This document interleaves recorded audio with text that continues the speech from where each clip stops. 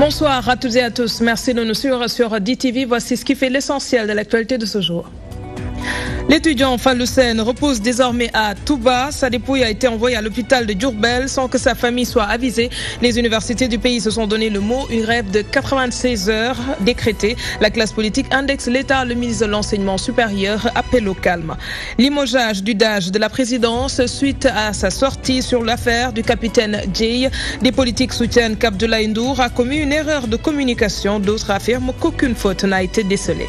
Début de Ramadan ce mercredi pour la coordination des musulmans du Sénégal. Selon elle, la lune a été aperçue au Mali.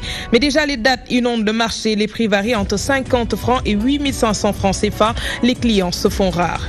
Un maire, agent de circulation, la commune des HLM en dispose. Ababakar Sadir Sek gérait le trafic à Sodida ce matin. L'édit de la localité entend prendre à bras le corps les occupations anarchiques sur la route.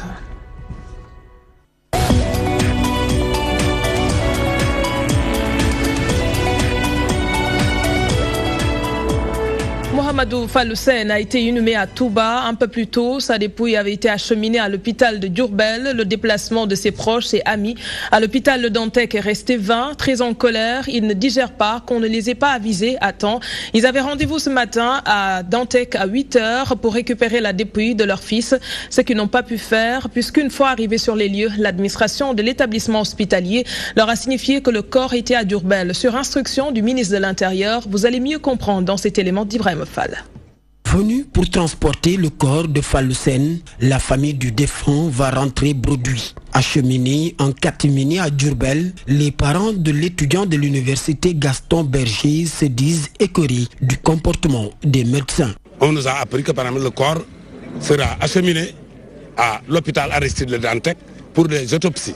Et que demain matin, le corps sera remis à ses parents pour inhumation. Nous avons quitté qui Kaolack, qui Diourbel, qui Tamba, qui un peu partout dans ce Sénégal. Et à notre grande surprise, on nous apprend vers midi que le corps a été acheminé à Diourbel, à notre insu. Et on se demande par qui a accompagné le corps, qui a signé pour que le corps là soit, à qui on a remis ce corps. C'est une question douteuse. Amis, proches et parents, tous à l'hôpital Le Dantec. Ces derniers mettent en garde toute tentative d'enterrer Fallou Sène sans que les résultats de l'autopsie ne soient enregistrés. Ils ont dit qu'ils sont en train de nous attendre. Ils ne prendront aucune initiative sans notre retour à Diourbel ou Patar. C'est ça. La consigne, c'est ça. De nous attendre. Qu'on vienne d'abord. On doit saisir le procureur de la République. Le papier là, le papier sournois là, qu'on a remis à ces hommes qu'on n'a pas identifié. Il faut par exemple qu'on voit ce qu'il y a réellement sur le papier et ce qu'il y a réellement sur les constatations sur le cadavre. Si aujourd'hui qu'on brille, quoi qu'il en soit, Fallou ne reviendra plus. Maintenant, on ne peut faire que lui formuler des prières, mais surtout que justice se fasse dans les plus brefs délais et que aussi que nous ayons les papiers nécessaires, les papiers légaux qui montrent que l'autopsie a été faite, son certificat de décès, afin que l'enterrement aura lieu. Les universités sénégalaises en bras de fer contre les forces de l'ordre depuis la mort de leurs camarades. Jusque-là, les résultats de l'autopsie ne sont pas encore connus et le corps est acheminé en catimini à Diourbel qu'il devait être enterré. Il y avait de l'électricité dans l'air dans toutes les universités publiques du pays. À l'UCAD, les étudiants ont barré la route au niveau de l'avenue Cheikh Anta Diop. Meurtris, ils réclament justice et une revalorisation de leur statut. Ces étudiants ont décrété une grève de 96 heures à compter de ce mercredi et exigent le départ des autorités de tutelle. Djibi Sardioni était à l'université de Dakar ce matin. Regardez. Fourni, un mot qui résume tout. Au lendemain des affrontements entre étudiants et forces de l'ordre, accéder à l'intérieur de l'UCAD relève d'un véritable parcours du combattant. La situation commence donc à avoir une autre tournure. Pourquoi pas viser les responsables de ces meurtres? On n'est pas des moutons quand même, les gars. Un dommage a été causé, il faut qu'il soit réparé. Et qu'il sache qu'à partir de ce... Maintenant, le mouvement Université Cheikh Anta Diop est plus que jamais soudé pour faire face à l'incompétence de ces autorités-là. Et aujourd'hui, je crois que c'est toute l'université Cheikh Anta Diop de Dakar qui s'est réunie. Pas de distinction de liste ni de faculté. Nous taxaw de xeex justice soit faite. Donc on en a marre des bavures policières. Loolu la ñuy réclamer et que justice soit faite. Ruminant toujours leur colère, ces étudiants ont encore barré l'avenue Cheikh Anta Diop de Dakar et la corniche ouest. Ils réclament une seule chose, l'ouverture d'une enquête dans les plus brefs délais. Moom lépp problème université bu mu ñëwee ba léegi depuis 2012 problème université am yëpp moo ñu ko yóbbee boo gisee moom moo fa nekkoon recteur à l'IGB bu mu fa jógee ba léegi les mêmes instructions lay joxe donc qu'il arrête à manipuler l'opinion internationale. Il faut que ça cesse de tuer les étudiants comme ça qui revendiquent ce qu'ils ont de plus cher, à savoir la bourse. Et nous fustigeons le comportement irresponsable des gendarmes. Plus loin, il décrète une grève de 96 heures et réclame la tête des autorités de tutelle. Pour rappel, ce mardi 15 mai 2018, les forces de l'ordre ont fait irruption dans le campus de l'UGB, sous demande du recteur Baïda Laïkan. Une injustice de trop que ne peut supporter Fallou Sène, qui décida d'apporter un coup de main à ses pairs qui réclamaient leur bourse. Fallou Sène renda l'âme après avoir reçu une balle.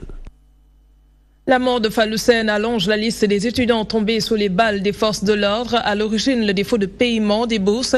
Situation qui pousse plus d'un à s'interroger sur le système de paiement des bourses. Le président de la commission pédagogique de l'Amicale de la faculté des lettres et sciences humaines indique que la bancarisation des bourses n'a fait qu'accentuer le calvaire des étudiants. Un reportage de Côte d'Endiaye.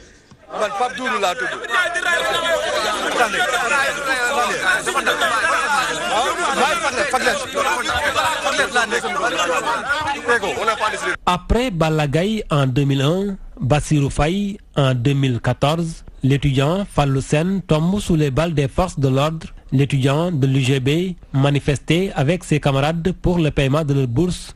Un énième meurtre qui remet en cause le système de paiement des bourses. Le président de la commission pédagogique de la faculté des sciences et lettres humaines dénonce les retards répétitifs dans le paiement des bourses. Le système d'aujourd'hui, à chaque instant, l'étudiant perd sa vie pour pouvoir récupérer sa bourse.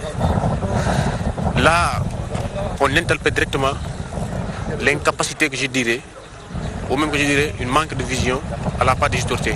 Parce qu'aujourd'hui, nous, on n'en a pas besoin de perdre la vie pour après récupérer notre bourse. Même sentiment pour son camarade. Selon cet étudiant, l'État doit revoir son mode de paiement des bourses. Ça revient à dire par qui sommes-nous gouvernés. Ça montre aussi la subjectivité de ce régime. Franchement par là. Alors, un étudiant qui réclame ce qui lui revient de droit, en fait, ça fait la bourse, ça fait partie des droits les plus légitimes d'un étudiant. Alors, il reçoit des balles en pleine tête. Là, franchement par là, en fait, cette situation est lamentable. Le système de bancarisation des bourses n'a fait qu'accroître les difficultés des étudiants qui s'entassent devant les guichets, renchérissent ces étudiants. Il y a une difficulté parce que si vous voyez, par exemple, si vous vous rendez au niveau de l'agence de l'Ecobank, il y a des gens qui passent la nuit là-bas pour s'inscrire. Il y a des gens qui passent là-bas pour percevoir leur bourse. On te donne une carte et tu viens, ta carte elle n'est pas activée. Tu es obligé de faire des va-et-vient à la direction des bourses au niveau de l'Ecobank. C'est des difficultés énormes. On n'en a pas besoin. Il faut qu'ils payent les bourses à temps et aussi que la police sache que réclamer une bourse ne doit pas être synonyme à sacrifier la vie de nos camarades étudiants.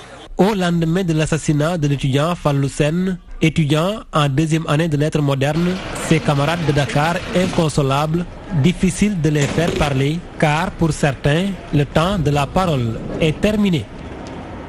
À présent, la réaction des politiques sur cette affaire. Idrissa Seck indexe le président Macky Sall d'être responsable de cette tragédie. Le chef de file du parti Rewmi déclare, je cite, « C'est un peureux qui a transmis sa peur à nos forces de sécurité ». Fin de citation. Idrissa Seck déplore le nombre d'élèves et d'étudiants violentés ou tués durant le magistère du président Sall. En outre, sans porter de gants, il demande tout simplement au chef de l'État de revoir sa copie concernant les accords qui lient le Sénégal à la France. Le voici au micro de Daouda Thiandoum. Le président de la République a déjà acquis le statut de violeur de la Constitution. Il avait également acquis le statut d'un leader qui n'honore pas sa parole et qui n'honore pas ses engagements.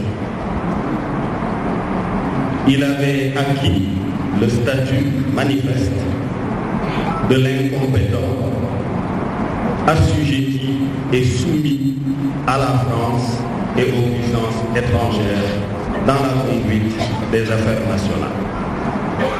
Il avait acquis le statut de braqueur de notre économie nationale au profit du capital étranger.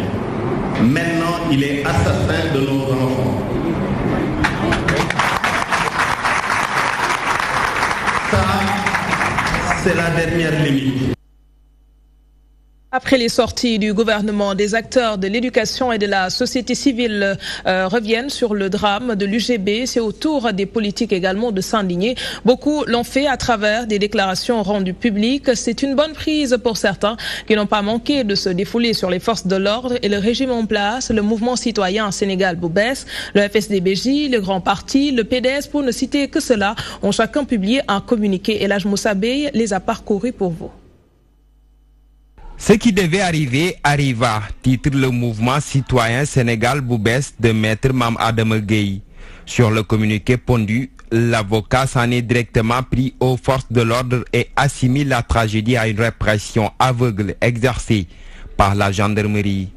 Rien ne peut justifier l'usage de balles réelles contre des étudiants qui n'exigeaient que le respect de leurs droits, fait-il savoir. Dans le même ordre d'idées, le FSD/BJ de Cheikh Bamba Dièye prend d'assaut l'arsenal impressionnant de moyens de répression dont s'est targué le régime le 4 avril dernier. Est-ce une menace voilée contre la volonté constitutionnelle du citoyen de manifester ou pour être convenant des moyens disponibles pour veiller sur notre sécurité? Le parti de poursuivre. Il n'en demeure pas moins que tous ces hommes et matériels coûteux supportés par le contribuable devraient au moins nous épargner de l'usage d'armes létales dans la répression de manifestants. Pour Cheikh Bamba Dièye et compagnie, la mort de Mohamedou Fallou Sène est inexcusable au moment où le grand parti dans sa déclaration y discerne une mort de trop. Selon le secrétariat exécutif, elle traduit à suffisance l'incompétence du gouvernement face à la problématique du devenir de la jeunesse de notre pays. Le Parti démocratique sénégalais s'est lui montré beaucoup plus radical dans sa posture. Sur sa réflexion rendue publique, l'organisation politique met en cause la responsabilité personnelle de Macky Sall et exige sa démission. Dans les colonnes du document, le comité directeur du PDS fonde ses accusations et explique les conditions dans lesquelles les forces de l'ordre doivent pouvoir se servir de balles réelles dans ces genres de situations. Je cite: « Les forces de l'ordre ne peuvent utiliser des balles réelles pour disperser une manifestation que sur réquisition écrite du président de la République et remise au commandant des forces de l'ordre. Ainsi donc, le chef de l'État Macky Sall devra, le moment venu, rendre des comptes au peuple sénégalais, confie le parti de Wade. » Elhadj Moussa Bey, le procureur près du tribunal de Saint-Louis, annonce l'ouverture d'une enquête. Ibrahima Ndoye, qui faisait face à la presse cet après-midi, ajoute que les auditions ont même démarré. Vous pourrez peut-être bien suivre ces propos dans nos prochaines éditions. Mais avant cela, le ministre des Forces armées et le commandant de la Légion de gendarmerie Nord étaient mardi après-midi au chevet des blessés à l'hôpital de Saint-Louis. Tous deux regrettent le drame qui est survenu. Toutefois, ils appellent les étudiants au calme. Augustin Tine et colonel Papa Souleymane Cissé s'expriment au micro de Gambi Gagna. Il y a 21 blessés en tout, dont 18 gendarmes et 2 étudiants. Les 18 gendarmes, des 18 gendarmes, seuls 3 sont ici à l'hôpital, les autres sont donc à l'infirmerie de la gendarmerie. Je voudrais tout juste dire que c'est un incident très regrettable que nous déplorons parce que la gendarmerie, force républicaine, et restera toujours auprès de ces populations. Le ministre de l'Enseignement supérieur, qui est actuellement hors du pays, appelle les étudiants au calme. Il a regretté également les faits qui sont arrivés ce lundi avant de présenter ses condoléances à la famille du défunt. La mort du jeune Fallou Sène attriste au plus haut niveau. Les populations, surtout les parents, ceux qui ont des enfants à l'université, disent qu'ils n'ont plus l'esprit tranquille en les sachant dans cet environnement. Tous interpellent l'État et exigent que les responsabilités soient situées. Ils souhaitent également que la question des bourses soit réglée définitivement afin qu'on n'assiste plus à ce genre de drame. Un sujet de Adjara Ndiaye.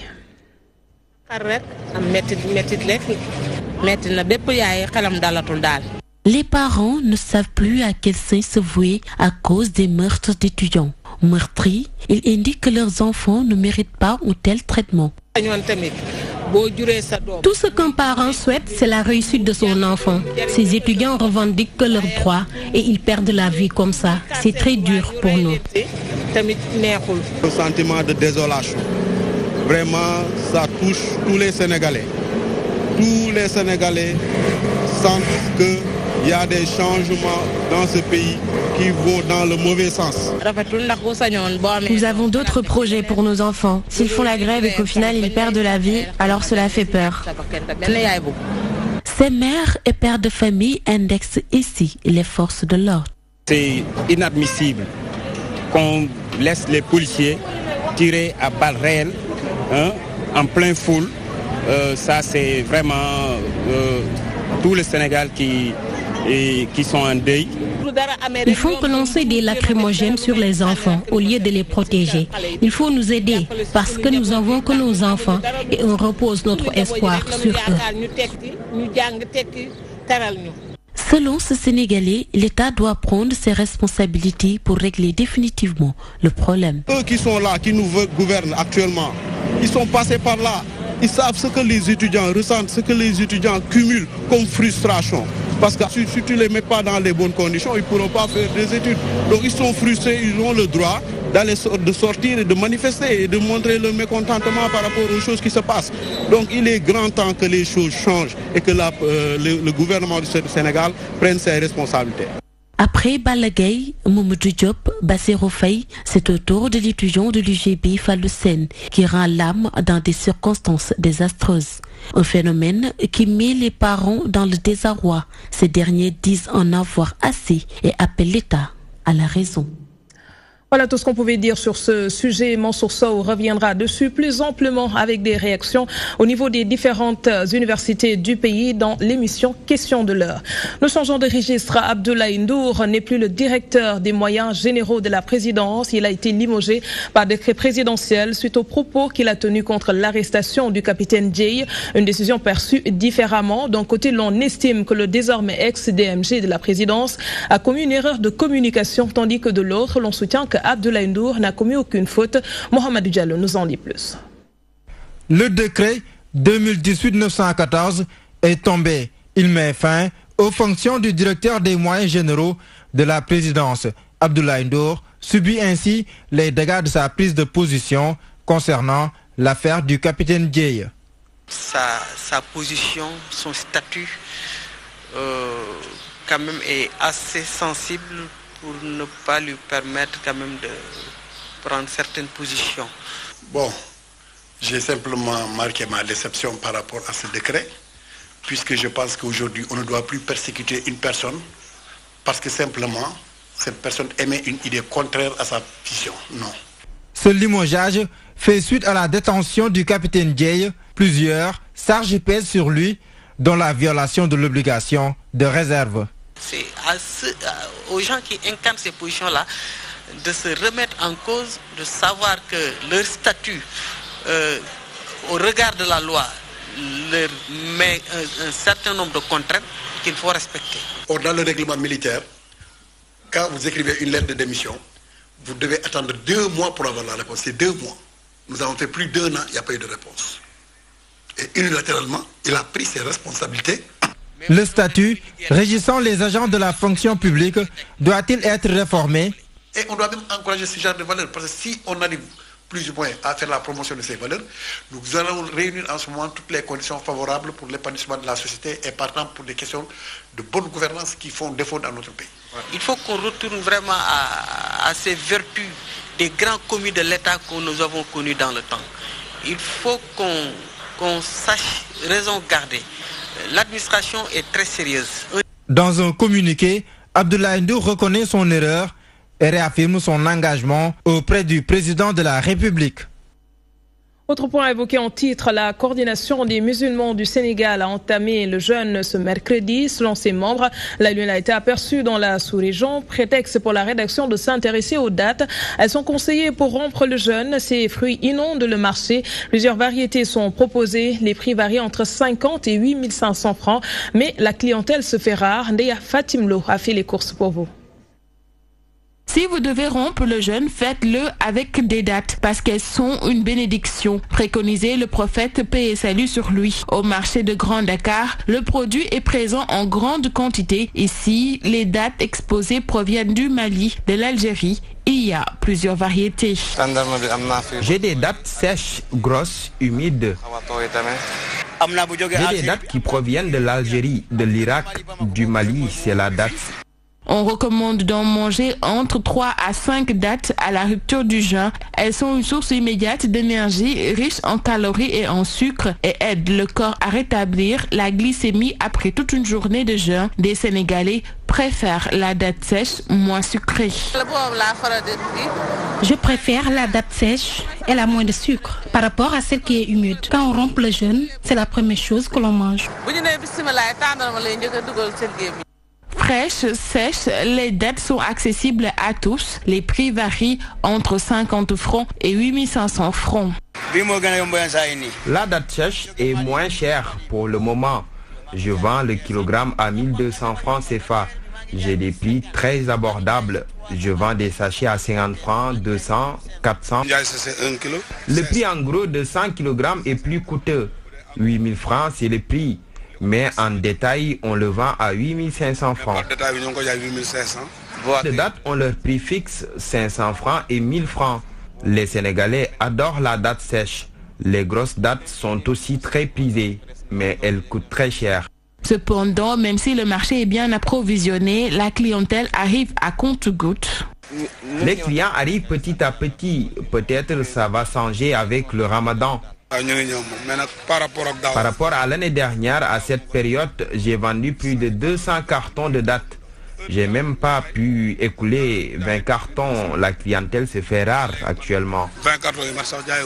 Les dattes inondent le marché, grosses, moyennes, sèches ou humides. Il y en a pour tous les goûts et toutes les bourses. Chaque jour, elles ornent les tables et est le premier aliment que l'on mange après une journée de privation.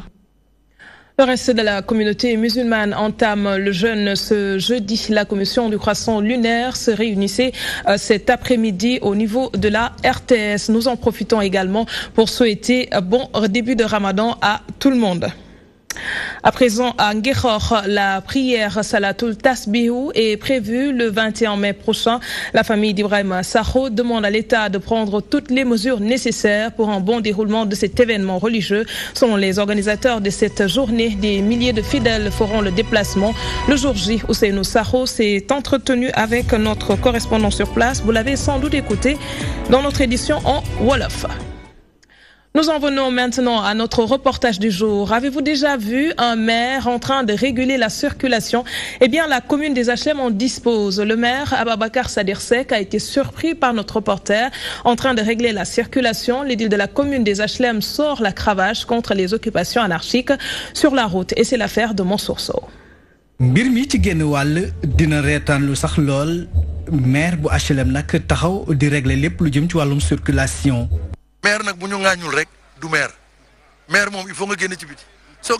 Nous nous excusons sur cet élément Wolof. Nous y reviendrons peut-être avant la fin de ce journal. À présent, 875 moteurs hors bord ont été remis aux acteurs de la pêche du Sénégal. Un geste du ministre de la Pêche. À cela s'ajoutent des clés de séchage, des gants et autres matériels de pêche.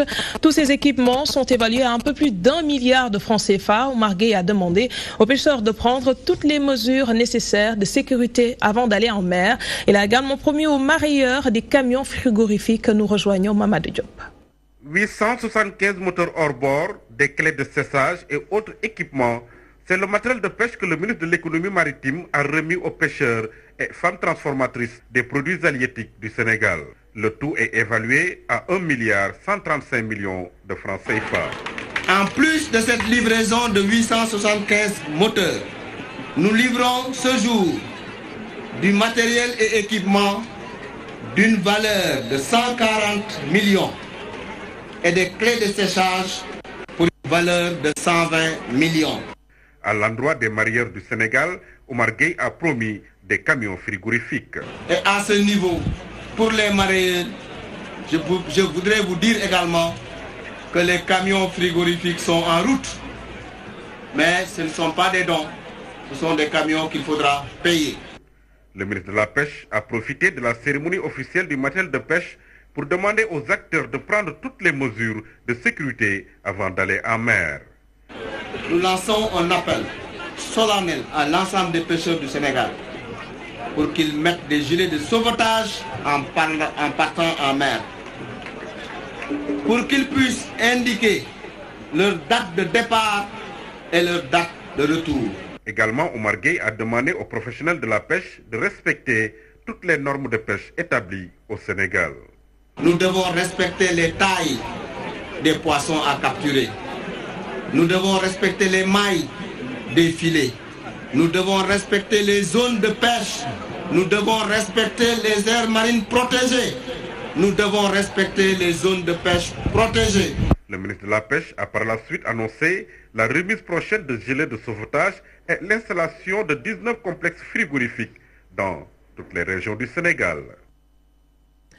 27 pays francophones se sont retrouvés à Dakar dans le cadre d'une concertation régionale sur les plans nationaux d'adaptation de la santé publique au changement climatique, une rencontre organisée par le Bureau national de l'OMS.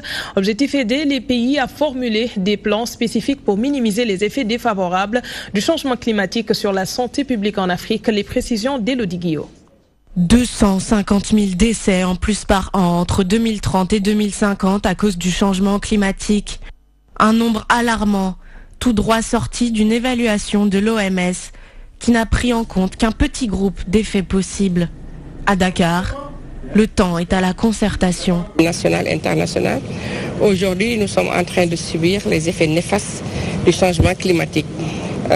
Ces changements climatiques sont subis sur le plan mondial, mais vous savez que les pays en voie de développement également occupent une place importante dans ce que nous appelons aujourd'hui la préparation, la prévention et la riposte à travers ces plans face au changement climatique.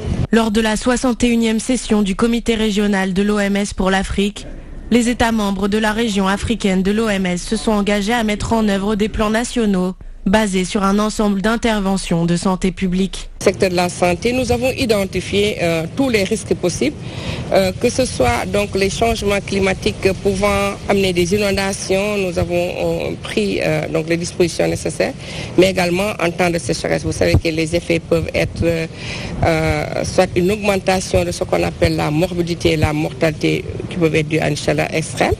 On peut avoir une exacerbation des maladies liées à l'eau, au péril fécal. Vous savez, on a connu ici des épidémies de choléra. Également, nous pouvons avoir, à travers des phénomènes migratoires internes quand il y a une inondation, de tout ce qui est stress, déséquilibre familial, et tout ceci pouvant avoir des répercussions néfastes sur le plan socio-économique. Le changement climatique, bien que beaucoup doutent qu'il soit l'enjeu de ce 21e siècle, en Afrique, l'OMS va continuer de se battre.